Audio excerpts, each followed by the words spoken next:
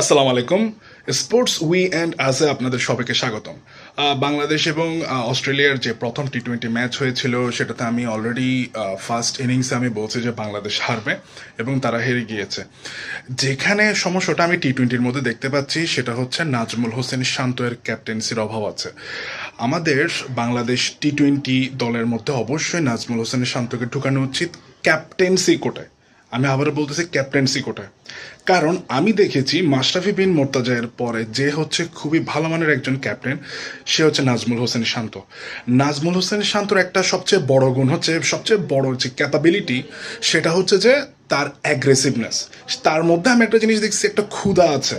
যেমন তাওহিদ হৃদয়কে ক্যাপ্টেন দেওয়া হয়েছে। তাওহিদ হৃদয় টি-20 ইন্টারন্যাশনালের যে গত ম্যাচের মধ্যে সে যখন ক্যাপ্টেন ছিল, যখনই অস্ট্রেলিয়া মাঠ কাটারি শুরু করছে, খুবই অ্যাগ্রেসিভ হিট করা শুরু করছে, সে পাওয়ার প্লের মধ্যে জাস্ট 4টা প্লেয়ার রাখছিল, তারপরে বাদ বাকি সবাইকে আপনার একদমই বাউন্ডারির আশেপাশে দিয়ে দিয়েছে। কিন্তু নাজমুল হোসেন শান্ত কি করে, পাওয়ার প্লের মধ্যে বলাররা মার খেলেও ন্যূনতম হচ্ছে আপনার 5টা প্লেয়ার বা 6টা প্লেয়ার রাখে, ন্যূনতম 5টা প্লেয়ার, যাতে তুমি মারো। তোমার অ্যাবিলিটি থাকলে তুমি হিট করো, পাওয়ার প্লে বাইর করো, কিন্তু সিঙ্গেল নেওয়া, অ্যাগ্রেসিভনেস, একটা অ্যাটাকিং একটা মোডে থাকে। তাহিদ হৃদয় আমি দেখলাম যে ডিফেন্সিভ মোডে থাকে। তো এখন নাজমুল হোসেন শান্তকে আপনার কার কোটায়, কার জায়গার মধ্যে আপনি ইন্ডাক্ট করতে চাচ্ছেন, সেটা হচ্ছে শামীম হোসেন পাটোয়ারি। শামীম হোসেনের আমার খেলা একদমই ভালো মনে হয়নি, কারণ হচ্ছে সে আসলে হার্দিক পান্ডিয়া হতে পারবে না। তো যেরকম প্লেয়ার আছে তার লিস্টটা ওরকম বরাবর রেখে নাজমুল হোসেন শান্তকে শামীম হোসেনের জায়গায় দিলে আপনার হচ্ছে তানজিদ হাসান তামিম, সাইফ হাসান, তাওহিদ হৃদয়, তারপর সাকলেন, এগুলো হিট করা প্লেয়ার, ঠিক আছে। শান্তর আপনার স্ট্রাইক রেট কম থাকলেও 30 বলে সে যদি 35 রান 32 রান করে নাও, সেটাও কার্যকরী। কিন্তু তাকে এখন ক্যাপ্টেন্সি দরকার। সে এখন ইয়াং, সে হয়তোবা তাকে সুযোগ দিলে সে হয়তো মার্কাটারি খেলতেও পারে, কিন্তু এই ক্যাপ্টেন্সির অভাবে আপনার দল জিতবে না। আপনার খুবই ইয়াং টিম নিয়ে আপনি ফার্স্ট টি-20 খেলতে নামছেন, কোনো কিছুই বলুন, আমার কোনো কমপ্লেন নেই, খুবই ভালো খেলছে। বাট ঘুরিয়ে ফিরে ওই সমস্যাটার মধ্যে আমরা রয়ে গিয়েছি। ফুল ব্যাটিং পিচ, আপনি দেখবেন স্পিনাররা বল ঘুরিতে চাইলে বল টার্ন করে না।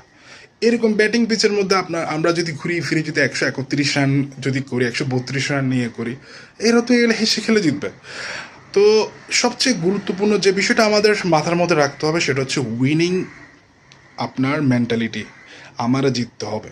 আমি দেখতেছি আমার 30 বলে 10 রান লাগবে প্রতিপক্ষের নিতে, তাও আমার উইনিং মেন্টালিটি রাখবে, আমার কীভাবে আমি উইকেটটা বাইর করব। আমি দেখছি যে শান্তর মধ্যে ওই ক্যাপাবিলিটিটা আছে, বের করে নিয়ে আসা।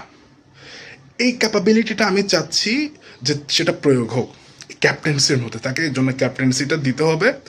আর আজকে সেকেন্ড ইনিংস, আমাদের সেকেন্ড টি-20-র মধ্যে আমি দেখছি যে নাহিদ রানাকে ম্যাচের মধ্যে ঢুকানো হয়েছে, এটা খুবই ভালো কাজ করছে। গত ম্যাচের মধ্যে দেখুন মুস্তাফিজ পেস করতেছে, সাকলেন পেস করতেছে, আপনার শরীফের এখন প্রয়োজন নেই। নাহিদ রানাকে কোনো আপনার হচ্ছে টি-20 লিগগুলোর মধ্যে না পাঠাই, নিয়মিত হচ্ছে তাকে বাংলাদেশের জাতীয় দলে খেলার মধ্যে নেওয়াটা খুবই গুরুত্বপূর্ণ। তাইলে তার পেসটা থাকবে, পেসটা নষ্ট হবে না। এখন সাকলেনের একটা পেস আছে 125, 30, 35। মুস্তাফিজের একটা পেস আছে সিমিলার কাইন্ড অফ পেস। শরীফুলেরও যদি সেম পেস থাকে তো অস্ট্রেলিয়ার তো মারবে।